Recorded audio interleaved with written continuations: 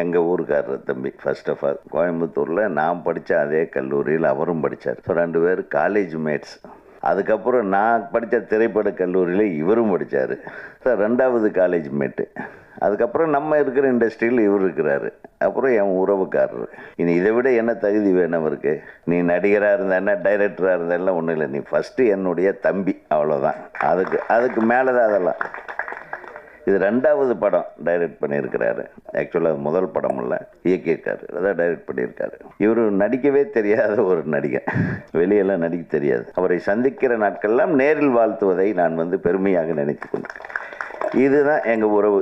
இதுக்கு மீறி இவன் கவுண்ட, நான் கவுண்டர் படம் எடுத்திருக்கேன், இதெல்லாம் ஒரு வெங்காயம் கிடையாது. உணர்வு ரீதியான படங்கள் எடுக்கணும். தப்பான உணர்வுகளை விதித்து தப்பாக சமுதாயத்தை வழிநடத்திருக்கிறவர்கள் தான் தப்பான ஜாதிக்காரங்க.